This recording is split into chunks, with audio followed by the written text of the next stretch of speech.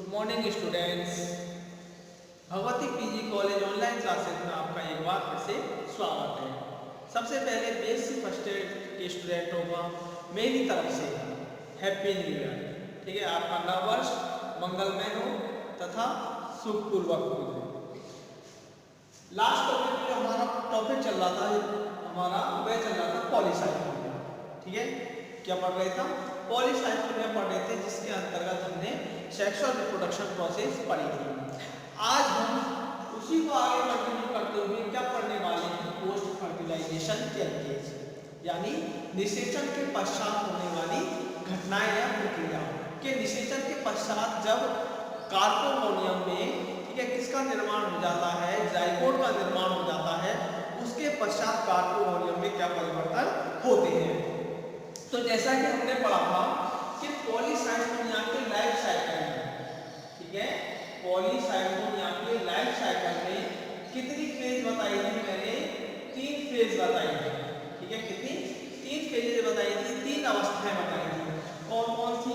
पहली जो अवस्था बताई थी मैंने वह थी टेट्रास्पोरोफाइट। ठीक है, कौन सी अवस्था? टेट्रास्पोरोफाइट अवस्था। दूसरी अवस्था जो बताई थी वह होती है गैमेटोफाइट अवस्था। ठीक है, कौन सी अवस्था? गैमेटोफाइट अवस्था। थर्ड जो अवस्था होती है वह होती है कार्पोस्पोरोफाइट।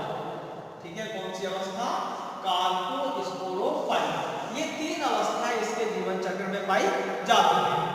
तो देखो, जो हमने एसेक्सुअल रिप्रोडक्शन पढ़ा था, अर्थात जो अलैंगिक थैलस होता है जिसमें एसेक्सुअल रिप्रोडक्शन होता है, कौन सी अवस्था में होता है? टेट्रास्पोरोफाइट में होता है। तथा जो सेक्सुअल रिप्रोडक्शन होता है जिसके अंतर्गत मेल गैमेट्स और फीमेल गैमेट्स का क्या होता है? निर्माण होता है। ठीक है, जिसके द्वारा अंत में सेक्सुअल रिप्रोडक्शंस में किसका निर्माण हो जाता है? जाइगोट फॉर्मेशन होता है। जाइगोट फॉर्मेशंस के अंकुरण के द्वारा, जर्मिनेशंस के द्वारा कौन सी अवस्था का निर्माण होता है? थर्ड स्टेज का निर्माण होता है कार्पोस्पोरोफाइट का। ठीक है, किसका निर्माण होता है? कार्पोस्पोरोफाइट का निर्माण होता है, जो किसके पश्चात होता है? निषेचन के पश्चात, यानी जाइगोट निर्माण के पश्चात। आज हम इसी को डिस्कस करने वाले हैं कि कार्पोस्पोरोफाइट कार्पोबीजाणुयुक्त का निर्माण किस प्रकार से होता है। तो यही जो क्वेश्चन आता है मेरे पोस्ट पॉलीसाइक्लोनिया में क्वेश्चन आएगा, या तो इस नाम से आएगा पोस्ट फर्टिलाइजेशन चेंजेस। ठीक है, पॉलीसाइक्लोनिया में निषेचनोत्तर परिवर्तनों को स्पष्ट कीजिए, या कार्पोस्पोरोफाइट या कार्पोबीजाणुयुक्त के निर्माण की प्रक्रिया को बताइए। ठीक है, तो आज हमको ये पढ़ना है कार्पोस्पोरोफाइट का निर्माण, या इसी को कहते हैं हम पोस्ट फर्टिलाइजेशन चेंजेस। ठीक है, इसका दूसरा जो टॉपिक का नाम है वह क्या है? Formation of carposporophyte. Formation of carposporophyte. ठीक है, इस नाम से भी क्या आ सकता है? हमारा क्वेश्चन एग्जाम में आ सकता है। तो अब ये देखें, हमने लास्ट में वीडियो को देखा था कि इसमें क्या होता है कि मान लीजिए क्या है हमारा थैलस। ठीक है, क्या है? थैलस बताया था हमने कैसा होता है, जिसमें 2 प्रकार की शाखाएं बताई थी, लघु शाखाएं तथा दीर्घ शाखाएं। लघु शाखाओं को क्या बोलते हैं हम? क्या बोलते हैं? ट्राइकोब्लास्ट। ठीक है, क्या बोलते हैं? ट्राइकोब्लास्ट बोलते हैं, जिन पर जननांगों का क्या होता है? निर्माण होता है। ठीक है, ये क्या है हमारी? इसमें ट्राइकोब्लास्ट। ठीक है, इसमें बताया था हमने कि इसके ऊपर, ठीक है, इसके ऊपर कौन सी सेल्स निर्मित होती है? हमारी सपोर्टिंग सेल्स। ठीक है, कौन सी सेल? Supporting sales. ठीक है, इसके ऊपर किसका निर्माण होता है? कार्पोमोनियम का। ठीक है, किसका निर्माण होता है? कार्पोमोनियम का निर्माण होता है। कार्पोमोनियम के सपोर्टिंग सेल्स के नीचे, ठीक है, दो क्या उपस्थित होती है? Basal sterile cell. ठीक है, कौन सी सेल? Basal sterile cell. तथा साथ ही में एक और क्या स्थित होती है? लेटरल स्टेराइल सेल्स का निर्माण होता है। ये हमारी लास्ट कंडीशन है। तथा इसमें, ठीक है, फर्टिलाइजेशन के पश्चात कार्पोमोनियम में किसका निर्माण हो जाता है? जाइगोट का निर्माण होता है। ठीक है, किसका निर्माण हो जाता है? जाइगोट का निर्माण हो जाता है, जो कि कैसा होता है? फ्लूएड। ठीक है, ये निषेचन के पश्चात हमारी क्या होती है? प्रोसेस होती है गैमेटोफाइट स्टेज में सेक्सुअल रिप्रोडक्शन के पश्चात। अब इसमें देखते हैं कि इसमें कार्पोफोनियम में क्या क्या परिवर्तन होते हैं जिसके कारण कार्पोस्पोराइट का निर्माण होता है। तो सबसे पहले देखिए कि निषेचन के पश्चात कार्पोफोनियम में परिवर्तन के दौरान सबसे पहले क्या होता है कि जो ट्राइकोगाइन है, ठीक है, इसमें क्या होता है कि जो ट्राइकोगाइन है वह सूखकर क्या हो जाती है, अलग हो जाती है। ये जो ट्राइकोगाइन है वो क्या हो जाती है, अलग हो जाती है। केवल कौन सा भाग बचता है इसका, कार्पोगाइन वाला भाग बचता है जिसके अंदर 2n जाइगोट क्या होता है, उपस्थित होता है। ठीक है, क्या उपस्थित होता है, 2n जाइगोट उपस्थित होता है। ठीक है, अब इसके परिवर्तन के दौरान देखो क्या परिवर्तन होगा। पहला जो परिवर्तन है, ठीक है, कि पोस्ट फर्टिलाइजेशन में किसमें परिवर्तन होते हैं, कार्पोफोनियम में। ठीक है, कार्पोफोनियम में, ठीक है, परिवर्तन के दौरान, ठीक है, परिवर्तन के दौरान, ठीक है, किसका निर्माण होता है, कार्पोस्पोरोफाइट का निर्माण होता है। ठीक है, कार्पोस्पोरोफाइट का निर्माण होता है।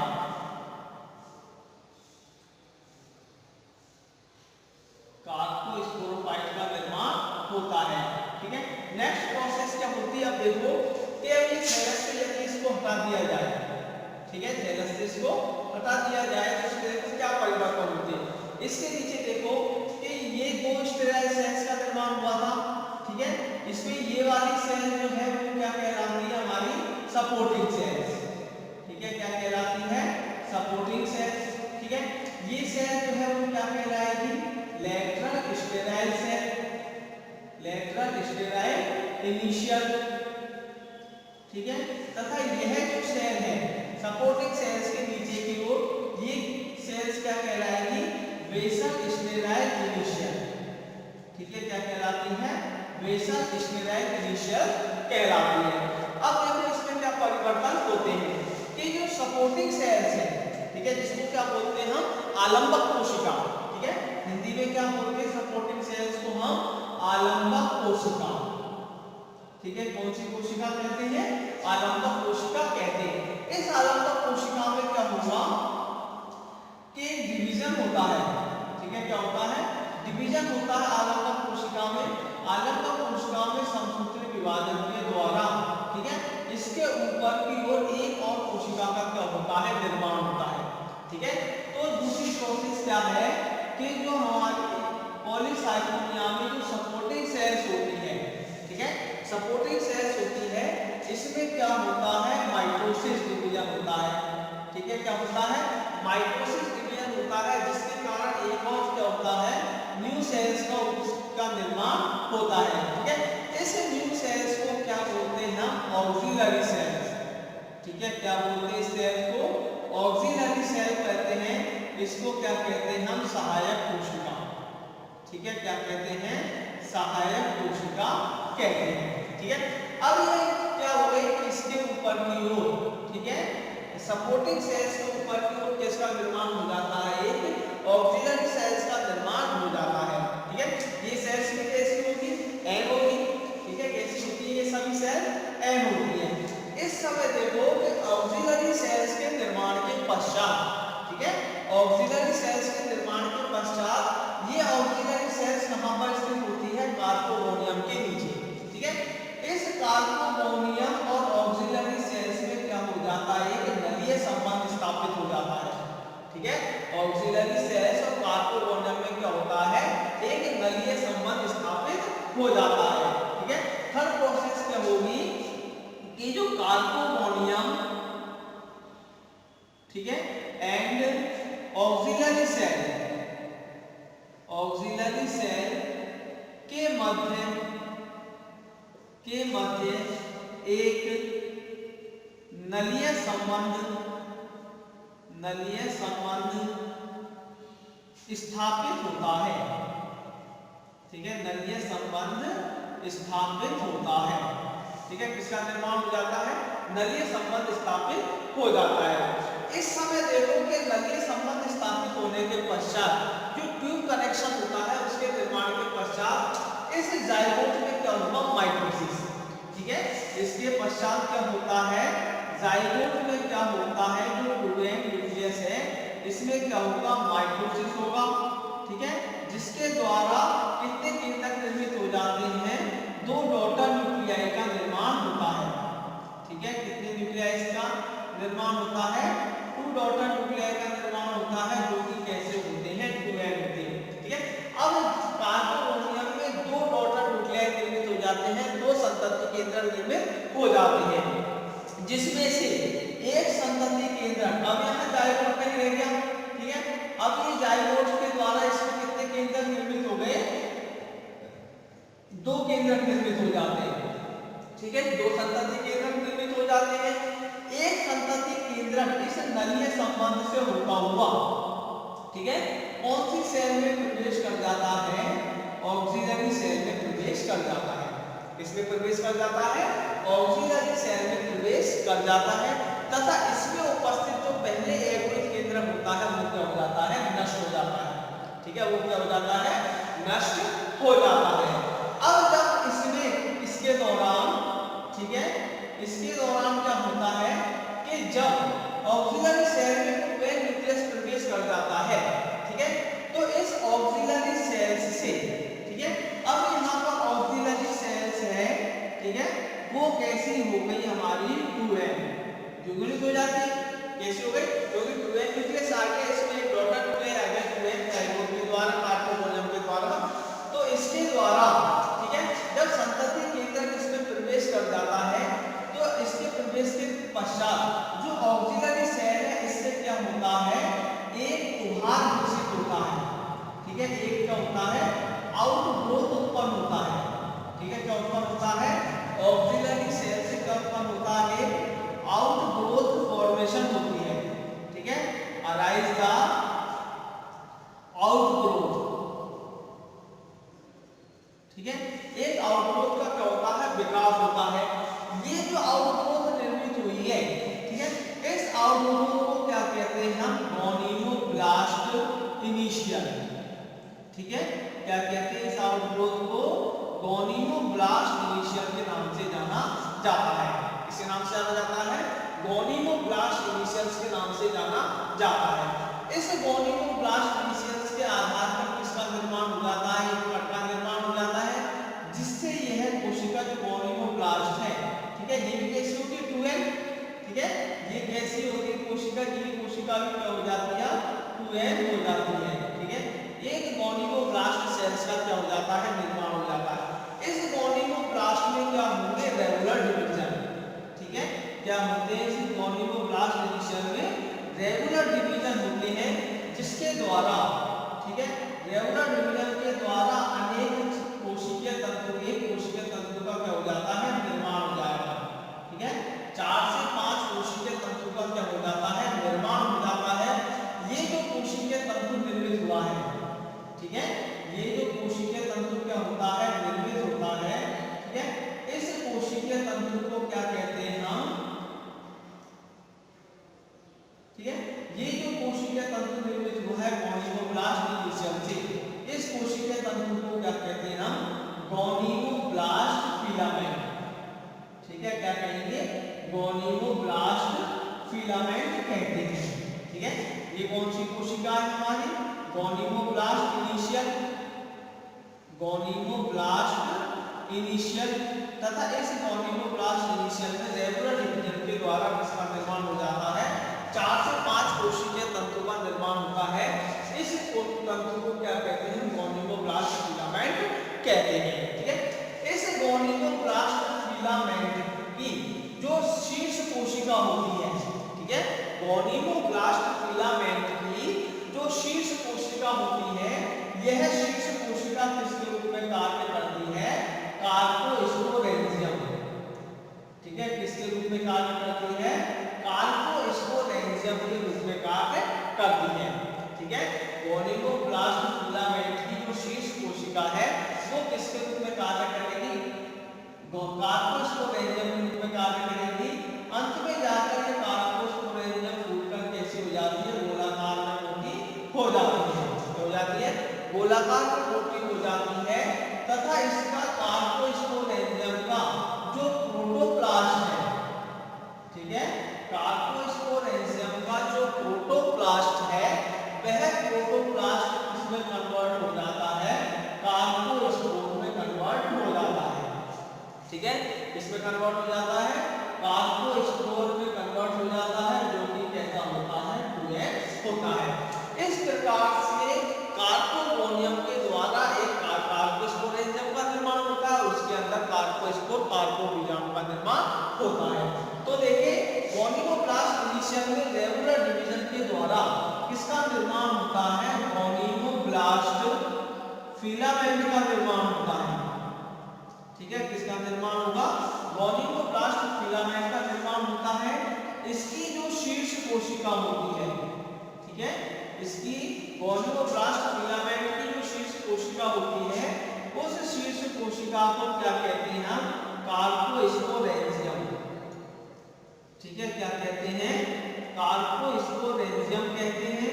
ठीक है, कार्पोस्पोरेंजियम का जो प्रोटोप्लास्ट है, ठीक है, जो जीव द्रव्य है वो किसमें कन्वर्ट हो जाता है, कार्पोस्पोर में कन्वर्ट हो जाता है।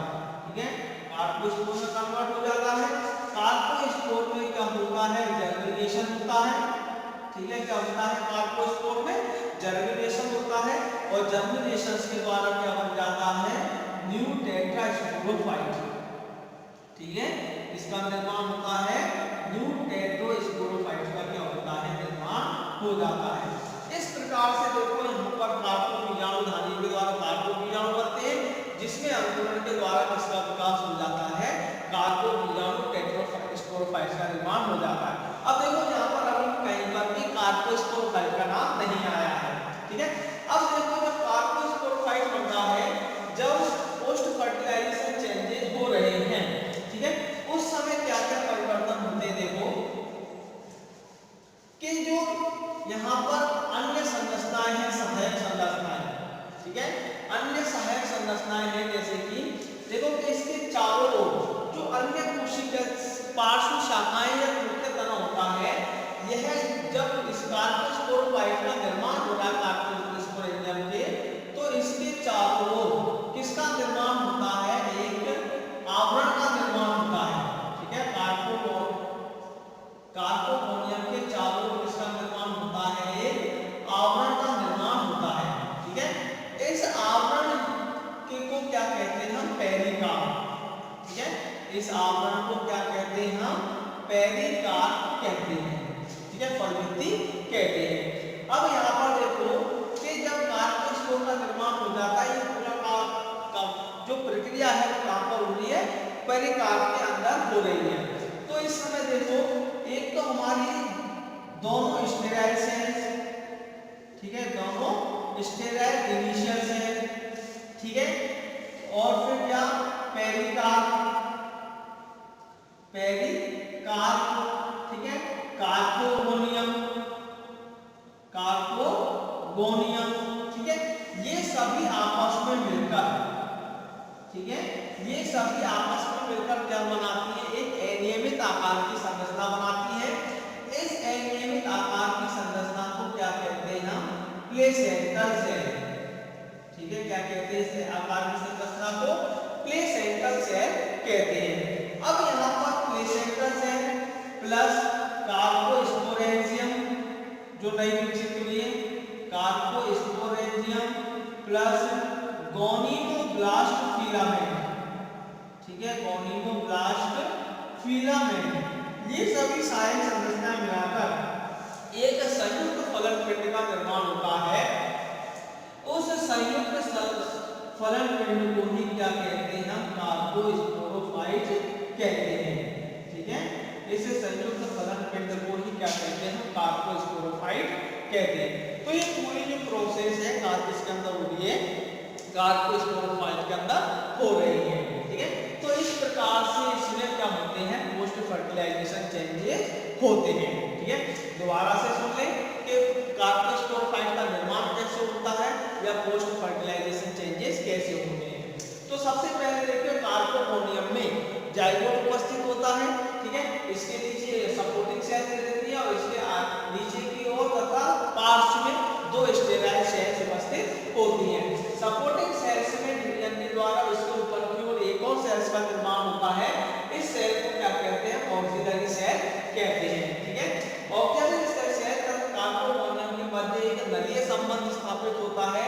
नलीय संबंध स्थापित होने के पश्चात जाइगोट में क्या होगा, माइटोसिस डिवीजन होता है, संसूत्री विभाजन होता है, जिसके द्वारा दो द्विगुणित संतति केंद्रकों का निर्माण होता है, जिसमें से एक द्विगुणित संतति केंद्रक कार्पोगोनियम में से किसमें प्रवेश कर जाता है, ऑक्सिलरी सेल में प्रवेश कर जाता है, तथा इसमें पहले से उपस्थित एगोनिक केंद्रक जो है वो क्या हो जाता है, नष्ट हो जाता है। ऑक्सिलरी सेल्स में एक उभारनुमा संरचना, एक प्रिमर्ज आउटग्रोथ उत्पन्न होता है। इस आउटग्रोथ को क्या कहते हैं, गोनिमोब्लास्ट इनिशियम। गोनिमोब्लास्ट इनिशियम में रेगुलर डिवीजन के द्वारा 4 से 5 कोशिका तंतु का निर्माण होता है। इस तंतु को क्या कहते हैं, गोनिमोब्लास्ट फिलामेंट कहते हैं। गोनिमोब्लास्ट फिलामेंट की जो शीर्ष कोशिका है वो किसके रूप में कार्य करती है, कार्पोस्पोरेंजियम कहलाती है। कार्पोस्पोरेंजियम का जो प्रोटोप्लास्ट होता है अंततः किसमें मॉडिफाई हो जाता है, कार्पोस्पोर में मॉडिफाई हो जाता है। कार्पोस्पोर में अंकुरण के द्वारा किसका निर्माण होता है, नई अवस्था न्यू टेट्रास्पोरोफाइट का निर्माण होता है। इस समय जो देखो दोनों स्टेराइल इनिशियल सेल पेरिकार्ड तथा कार्पोगोनियम आपस में मिलकर एक अनियमित आकार की संरचना बनाती है, इसको क्या कहते हैं, प्लेसेंटल सेल्स कहते हैं।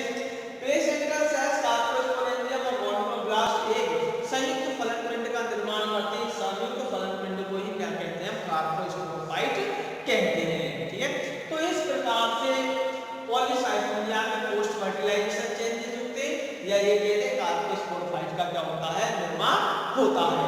ठीक है, तो आज का टॉपिक यही है और आज हमारे क्या होते हैं, एल्गीज पूरे कंप्लीट होते हैं। ठीक है, नेक्स्ट वीडियो में हम माइकोलॉजी स्टार्ट करने वाले हैं, अर्थात फंजाइयों का अध्ययन करेंगे, जिसके अंतर्गत हमें अलग अलग फंजाई, इस प्रकार से हमने अलग अलग एल्गीज पढ़े थे, उसी प्रकार से अलग अलग फंजाइयों का क्या करेंगे, अध्ययन करेंगे। Thank you.